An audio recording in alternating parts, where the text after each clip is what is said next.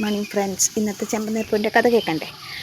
ശ്രീകാന്തും വർഷയും തമ്മിൽ കുട്ടികൾ വേണ്ട എന്നുള്ള ഒരു വർഷയുടെ കൺസെപ്റ്റിൽ വഴക്ക് കൂടണ സമയത്താണ് ഇന്നലത്തെ എപ്പിസോഡിൻ്റെ ക്ലൈമാക്സ് ഉണ്ടായിരുന്നു. വർഷ പറയണം, എനിക്കൊന്നും വയ്യ, എത്രയും പെയിൻ അനുഭവിച്ച് പ്രസവിക്കാൻ എനിക്ക് പറ്റില്ല ശ്രീകാന്ത്, നീ എൻ്റെ അടുത്തേക്ക് വേണ്ട കടന്നു പോ, നീ എൻ്റെ അടുത്തേക്ക് വരിക ചെയ്യരുത്, കടന്നു പോ, നിന്നെ കാണുമ്പോഴേ എനിക്ക് പേടിയാവാന്നൊക്കെ പറയണ വർഷ. അപ്പോൾ ശ്രീകാന്ത് പറയേണ്ടത്, വർഷ നീ എന്തെങ്ങനെ പറയണേ, നീ അല്ലേ പറഞ്ഞ 2 വർഷം നമുക്ക് കുട്ടികൾ വേണ്ട, 2 വർഷം കഴിഞ്ഞിട്ട് കുട്ടികളെ പറ്റി ചിന്തിക്കാൻ, ഇപ്പം എന്താ നീ ഇങ്ങനെ പറയണേ, എനിക്ക് കുട്ടികളെ വേണ്ട ശ്രീകാന്ത്, എനിക്ക് വയ്യ പെയിൻ അനുഭവിക്കാൻ പറയുമ്പോൾ ശ്രീകാന്ത് പറയുന്നുണ്ട്, അതൊക്കെ ഒരു രസമല്ലേ വർഷേ, അതൊക്കെ അതിൻ്റെ വഴിക്ക് നടന്നോളെന്ന് പറയുമ്പോൾ വർഷ എന്തെന്നെ പറഞ്ഞാലും യാതൊരുവിധ കോംപ്രമൈസിനും തയ്യാറല്ല.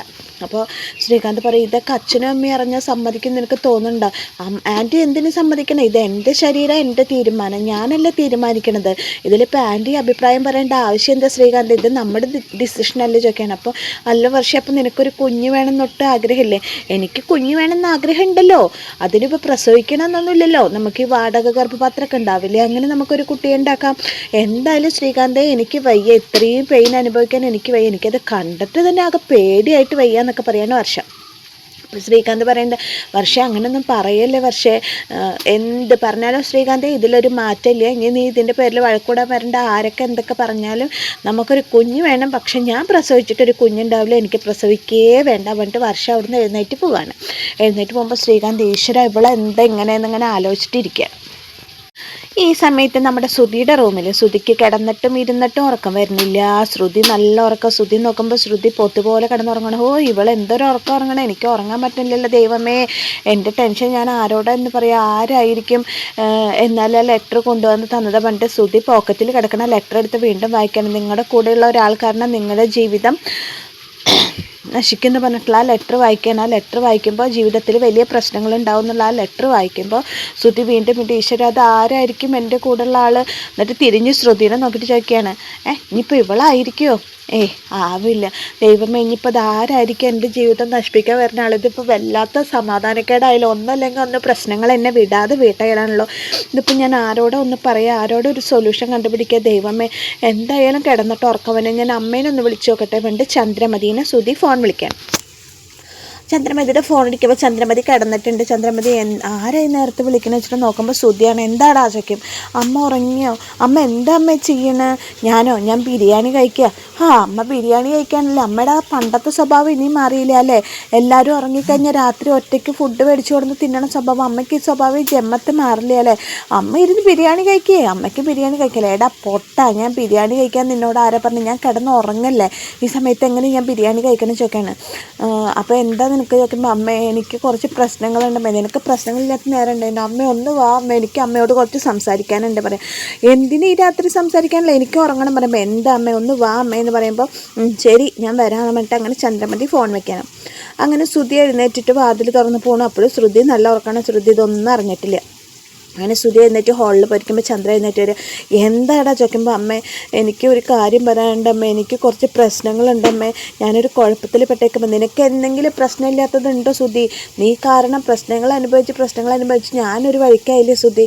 അപ്പോൾ ശ്രുതി പറയാം, അമ്മേ ഒരു കാര്യമുണ്ട്, അമ്മയോട് ഇത് പറയാൻ വേണ്ടിയിട്ടാണ് ഞാൻ വിളിച്ചത്. എന്താ ചോദിക്കുമ്പോൾ ശ്രുതി ഈ പേപ്പർ എടുത്ത് കാണിച്ചു കൊടുക്കും. എന്നിട്ട് പറയും, നോക്കോ അമ്മേ ഈ പേപ്പർ നോക്ക്, ഇതിൽ എഴുതിയേക്കണം നോക്കാം. അപ്പോൾ ചന്ദ്രമതി ആ പേപ്പർ എടുത്ത് വായിക്കുമ്പോൾ, നിങ്ങളുടെ കൂടെയുള്ള ഒരാൾ കാരണം നിങ്ങളുടെ ജീവിതത്തിൽ പ്രശ്നങ്ങളുണ്ടാവും ആ ലെറ്റർ വായിക്കുമ്പോൾ ചന്ദ്രമതി, ധാരാളം എഴുതിയേ, ഇതെന്താ ചോദിക്കുമ്പോൾ, എനിക്ക് അറിയില്ല അമ്മ, എനിക്ക് കടയിൽ ഒരാൾ കൊണ്ടുവന്ന് തന്നിട്ട് തിരിഞ്ഞു നോക്കിയപ്പോഴേക്ക് ആളെ കാണാനില്ല, എനിക്കറിയില്ല അമ്മ, എനിക്ക് എന്തോ വലിയ പ്രശ്നങ്ങൾ വരാനുണ്ടമ്മേ, എനിക്കാകെ പേടിയാവുന്നമ്മേന്ന് പറയണം. എന്നാലും ഇത് ആരായിരിക്കും തന്നിട്ടുണ്ടാവുക, എനിക്കറിയില്ല. അപ്പോൾ ശ്രുതി ഇങ്ങനെ ചന്ദ്രമതിനെ സൂക്ഷിച്ച് നോക്കണം. എന്നിട്ട് എനിക്കിപ്പോൾ മനസ്സിലായി, എനിക്ക് ജീവിതത്തിൽ പ്രശ്നങ്ങൾ കൊണ്ടുവരുന്ന ആൾ അമ്മയാണല്ലേ. എടാ നിന്നെ ഞാനുണ്ടല്ലോ, നിന്നെപ്പോലൊരു മണ്ടനെ പ്രസവിച്ചതിൻ്റെ ഊരാക്കുരുക്കില്ല ഞാൻ പെട്ട് കിടക്കണം, എന്നിട്ട് നിനക്ക് ഞാൻ പ്രശ്നങ്ങൾ കൊണ്ടുവരാം, നിൻ്റെ എല്ലാ പ്രശ്നങ്ങളും നീ രക്ഷിക്കണം, എന്നോട് തന്നെ നീ ഇത് പറയണടാ, ഇതെനിക്ക് തന്നെ കേൾക്കണം എന്നൊക്കെ പറയണം. സത്യം പറ അമ്മയല്ലേ പ്രശ്നങ്ങൾ കൊണ്ടുവരാൻ പോണ പറയുമ്പോൾ, നീ എൻ്റെ കയ്യിൽ നിന്ന് മേടിക്കും പറഞ്ഞിട്ട് ചന്ദ്രമതി ശ്രുതിയെ അടിക്കുകയാണ്. പൊയ്ക്കോ കിടന്നിട്ട്, എത്ര പറഞ്ഞാലും മനസ്സിലാവാത്ത ഒരു മണ്ടൻ, എൻ്റെ ദൈവമേ ഇങ്ങനെ ഒരു മണ്ടനെയാണല്ലോ ഞാൻ പ്രസവിച്ചത്, എന്നൊക്കെ പറയാണ്. അപ്പോൾ ശ്രുതി അമ്മേന്നല്ലേ, അപ്പോൾ ശ്രുതി നീ മര്യാദയ്ക്ക് പോയി കിടന്ന് ഉറങ്ങിക്കുക, എൻ്റെ കയ്യിൽ നിന്ന് നീ മേടിച്ച് കട്ടരുതെന്ന് പറയണം. അപ്പോൾ ശ്രുതി പറയാ എനിക്കറിയില്ല ആരായിരിക്കും പിന്നെ എൻ്റെ ജീവിതത്തിൽ പ്രശ്നങ്ങൾ ഉണ്ടാക്കാൻ പോണത്, ഞാൻ ഇതൊന്ന് അമ്മയ്ക്ക് കാണിച്ചു തരാൻ വേണ്ടി വന്നത്, പോയി കിടന്ന് ഉറങ്ങടാ പറയും. അപ്പോൾ അങ്ങനെ ശ്രുതി പോയി കിടന്ന് ഉറങ്ങാൻ വേണ്ടിയിട്ട് പോകുമ്പോൾ ചന്ദ്രൻ അങ്ങനെ ആലോചിക്കണം, എന്നാലും ഇത് ആരായിരിക്കും അങ്ങനെ ഒരു ലെറ്റർ എഴുതിയിട്ടുണ്ടാവോ, എൻ്റെ ദൈവമേ ഇത് എന്തൊരു മണ്ടന, ഞാൻ ഇവൻ എന്തെങ്കിലും നന്നാവുമെന്ന് വിചാരിച്ചു, ഒരു നന്നാവുന്ന ലക്ഷണം ഇവൻ്റെ തലയിൽ കാണാനില്ല, ഈശ്വര ഇത് എൻ്റെ ഒരു യോഗമാണല്ലോ ദൈവമേ എന്നൊക്കെ ഇങ്ങനെ വിചാരിച്ചിട്ട് ചന്ദ്രമതി ഞാൻ എന്താ ചെയ്യാന്ന് വിചാരിച്ചിട്ട് ഇങ്ങനെ ചന്ദ്രമതി ആലോചിച്ചിരിക്കുകയാണ്. ശ്രുതി അങ്ങനെ പോയി കിടക്കുകയും ചെയ്തു കേട്ടോ. അത് കഴിഞ്ഞ് പിറ്റേന്ന് നേരം പുലർന്ന് കഴിഞ്ഞിട്ട് ചന്ദ്രമതി രവീന്ദ്രനൊക്കെ ഉമ്മർത്തിരുന്നിട്ട് ചായ കുടിച്ചുകൊണ്ടിരിക്കണ സമയത്ത് പെട്ടെന്ന് ഒരാൾ കയറി വരികയാണ്. വേറെ ആരുമല്ല, സച്ചിയുടെ കൂട്ടുകാരൻ കിഷോറാണ് കയറി വരുന്നത്. എന്നിട്ട് ചോദിക്കുക, അച്ഛാ സച്ചി എന്നിട്ടിലേക്ക് ഇപ്പോൾ ഉണ്ടല്ലോ അവൻ റെഡി ആയിക്കൊണ്ടിരിക്കുക എന്ന് പറയുമ്പോൾ സച്ചി ഇതാ കിഷോർ വന്നേക്കണം എന്നിട്ട് സച്ചിയോട് പറയുകയാണ്. അങ്ങനെ സച്ചി വരികയാണ്. വന്നിട്ട് ആടാ നീ വന്നോ ചോദിക്കുമ്പോൾ അച്ഛാ ഇവനാണ് എൻ്റെ പുതിയ കാറ് ഓടിക്കാൻ പോണത്, എൻ്റെ പുതിയ കാറ് ഞാൻ രണ്ടാമതെടുത്ത കാറ് ഇവനാണ് ഓടിക്കാൻ പോണത് പറയുമ്പോൾ ചന്ദ്രമതി പറയും, ഓ വർത്താനം കൂടെ കേട്ടിട്ടുണ്ടെങ്കിൽ പുതിയ ബെൻസ് അതൊക്കെ എടുത്ത് ഓടിക്കാൻ പോണ പോലെ വലിയ മുതലാളിയായ പോലെ എന്ന് പറയുമ്പോൾ ചർച്ചി പറയും, ഞാൻ മുതലാളിയൊന്നല്ല, ഞാൻ തൊഴിലാളി തന്നെ, ഞാൻ മുതലാളിയൊന്നും ആരോടും പറഞ്ഞിട്ടില്ല എന്നൊക്കെ. അപ്പോൾ രവീന്ദ്രൻ പറയും, ചന്ദ്രേ നീ രാവിലെ തന്നെ തുടങ്ങി, നിനക്ക് നിൻ്റെ നാവൊന്ന് ഒതുക്കി വെച്ചൂടെ എന്നൊക്കെ ചോദിക്കും. അത് കഴിഞ്ഞിട്ട് അങ്ങനെ രേവതി വരും. രേവതി വന്നിട്ട് പറയും, കിഷോറേട്ടാ കാര്യം ഫ്രണ്ട്ഷിപ്പൊക്കെയാണ്, നിങ്ങൾ സച്ചേട്ടന് ഫ്രണ്ട്സൊക്കെ തന്നെയാണ്, പക്ഷേ ഒരു കാര്യമുണ്ട്, കാറിൻ്റെ കാര്യത്തിൽ യാതൊരുവിധ കോംപ്രമൈസും ഇല്ല, അതിൽ ഫ്രണ്ട്ഷിപ്പ് കൂട്ടിക്കുറയ്ക്കാൻ സമ്മതിക്കില്ല, ജോലി തന്നെ ആയിരിക്കണം കേട്ടോ കിഷോറേട്ടാ, കറക്റ്റായിട്ട് വാടക കൊണ്ടുവന്ന് തരണം, കാറ് നന്നായി നോക്കണം, നല്ല രീതിക്ക് വണ്ടി ഓടിക്കണം എന്നൊക്കെ പറഞ്ഞിട്ട് രേവതി ഇങ്ങനെ പറയണം. രേവതി ഇങ്ങനെ പറയുമ്പോൾ കിഷോർ പറഞ്ഞു, ഞാൻ അങ്ങനെയൊക്കെ ചെയ്തോളാം രേവതി. എന്നിട്ട് സച്ചിയോട് രേവതി പറയും, സച്ചേട്ടാ ഈ കാറിൻ്റെ എല്ലാ കാര്യങ്ങളും ഞാനാ നോക്കണം കേട്ടോ, ഞാൻ നോക്കിക്കോളാം, സച്ചേട്ടാ നോക്കിയാൽ ശരിയാവില്ല എന്ന് പറയണം. അപ്പോൾ കിഷോർ പറയും, സച്ചി നീ ഭാഗ്യം ചെയ്തോനാടാ, നീ ഇപ്പോൾ രണ്ടാമത്തെ കാർ എടുത്തില്ല, ഇനി നീ ഒരു ഇനി ഒരു 100-200 കാറുകൾ എടുത്തിട്ട് നീ വലിയൊരു മുതലാളി ആവട്ടെ എന്നൊക്കെ പറയും. അപ്പോൾ ചന്ദ്രമതി ഇരുന്നിട്ട് കളിയാക്കി ചിരിക്കുകയാണ്. അപ്പോൾ ശ്രുതി ഇങ്ങനെ അവിടെ നിന്ന് വന്നിട്ട് പറയും, ഇവൻ്റെയിലാണ് താക്കോൽ കൊടുക്കണം, അമ്മേ ഇനി ഇവൻ ഈ കാറും കൊണ്ട് പോവാം, എൻ്റെ കടയിൽ നിന്ന് സാധനങ്ങൾ മറ്റവരെ അടിച്ചുകൊണ്ടായ പോലെ ഇവൻ്റെ കാറും കൊണ്ട് ഇവൻ പോകുന്ന പറയടാ, മിണ്ടാതെ ഇരുന്നോ, ഇപ്പോൾ അവൻ്റെ വായിലുള്ളതും അവൻ്റെ കയ്യിലുള്ള മുഴുവൻ നീ രാവിലെ തന്നെ മേടിച്ച് കെട്ടണ്ടെന്ന് പറയാണ് ചന്ദ്രമതി. എന്നിട്ട് രേവതി പറയും, ഇതിലൊരു കോംപ്രമൈസും ഇല്ല കേട്ടോ, ഇതൊക്കെ ഞാൻ ചെയ്തോളാം പറയുമ്പോൾ രവീന്ദ്രൻ പറയും, രേവതി മോള് പറഞ്ഞത് ശരിയാണ്, ഫ്രണ്ട്ഷിപ്പും ജോലിയും തമ്മിൽ ഒരിക്കലും കൂട്ടിക്കഴിക്കരുത്, അത് അതിൻ്റേതായിട്ടുള്ള വഴിക്ക് തന്നെ പോകണം, അതിൽ നല്ല സ്ട്രിക്റ്റ് ആവണം എന്നൊക്കെ പറയുമ്പോൾ സച്ചി പറയുമോ അങ്ങനെ ചെയ്തോളാമേ. അപ്പോൾ ചന്ദ്രമതി പറയും, അവളുടെ ആഗ്രഹങ്ങളൊക്കെ പറയല്ലേ, അവളുടെ ഭർത്താവ് 10-200 കാറൊക്കെ മേടിച്ച് വലിയ മുതലാളിയാണെന്നുള്ള ആഗ്രഹത്തിൽ പറയാലോ, അതൊന്നും നടക്കില്ല എന്ന് നമുക്കെല്ലാം അറിയുള്ളൂ പറഞ്ഞിട്ട് ചന്ദ്രയും ശ്രുതിയും കൂടി കളിയാക്കിച്ചിരിക്കുകയാണ്. ഇത് കേൾക്കുമ്പോൾ രേവതി പറയും, അതെ പുച്ഛിച്ച് പരിഹസിച്ച് തള്ളൊന്നും വേണ്ട, എൻ്റെ സച്ചേട്ടനെ കൊണ്ട് ഞാൻ 100 അല്ല 200 കാറ് വരെ മേടിപ്പിക്കുമെന്ന് പറയുമ്പോഴത്തേക്കും സച്ചി ഓടി വന്നിട്ട് രേവതിയുടെ വായ്പത്തും, എന്ത് സച്ചേട്ടൻ കേൾക്കുമ്പോൾ, രേവതി നിൻ്റെ 2-3 ശബ്ദങ്ങൾ നിറവേറ്റാൻ ഞാൻ അങ്ങനെ കഷ്ടപ്പെട്ടുകൊണ്ടിരിക്കുക, അതൊക്കെ നിറവേറ്റി കഴിഞ്ഞിട്ട് പോലെ അടുത്ത ശബ്ദം എന്ന് ചോദിക്കുമ്പോൾ രേവതി ചിരിക്കുകയാണ്.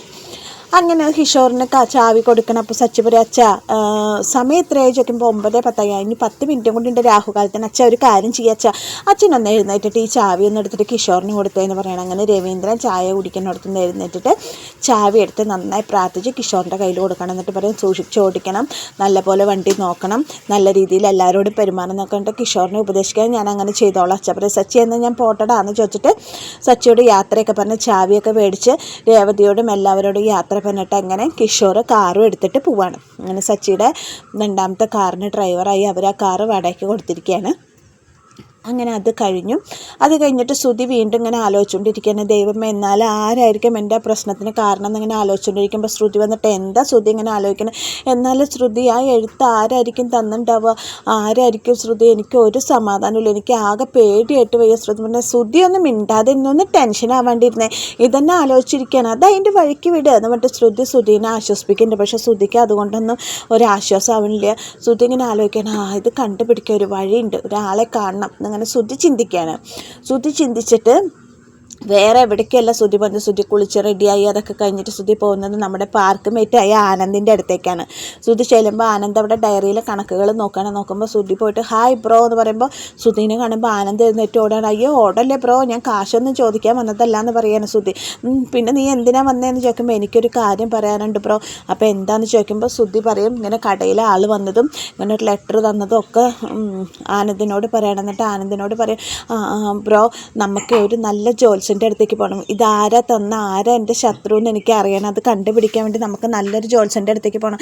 അപ്പോൾ ആനന്ദ് ചോദിക്കും പിന്നെ ജോത്സ്യന്മാർ ഇത് കണ്ടുപിടിച്ച് പറയലല്ലേ പണി, എന്നാലും പോകണം ബ്രോ. അറിയാലോ ആരാ നമ്മുടെ ഇടയിൽ കിടന്ന് കളിക്കണം, ആരാ എൻ്റെ ജീവിതത്തിൽ കിടന്ന് കളിക്കണം, ആരെങ്ങനെ ഒരു ലെറ്റർ തന്നെന്ന് ഏകദേശം നല്ലൊരു ജോത്സ്യൻ്റെ അടുത്ത് പോയാൽ നമുക്കൊരു ക്ലൂ കിട്ടുമല്ലോ എന്നൊക്കെ പറയുമ്പോൾ ആനന്ദ് പറയണം ശരി അപ്പോൾ എൻ്റെ പരിചയത്തിലുള്ള ജോത്സ്യണ്ടെന്ന് നമുക്ക് അങ്ങോട്ട് പോയാലോ എന്ന് ചോദിക്കണം. അപ്പോൾ ശ്രുതി പറയാം പോവാം ബ്രോ, നമുക്ക് അവിടെ പോയിട്ട് അന്വേഷിക്കാം, എനിക്കിതിനെ കണ്ടുപിടിച്ചേ പറ്റില്ലെങ്കിൽ എനിക്ക് മനസ്സമാധാനമായിട്ട് ഇരിക്കാൻ പറ്റില്ല എന്നൊക്കെ പറഞ്ഞിട്ട് അങ്ങനെ ആനന്ദ് ശ്രുതിയും കൂടി ജോത്സ്യനെ കാണാൻ പോവാൻ തീരുമാനിക്കുന്ന സമയത്താണ് ഇന്നത്തെ ചെമ്മനീർപ്പൂവിൻ്റെ ക്ലൈമാക്സ് വരുന്നത്.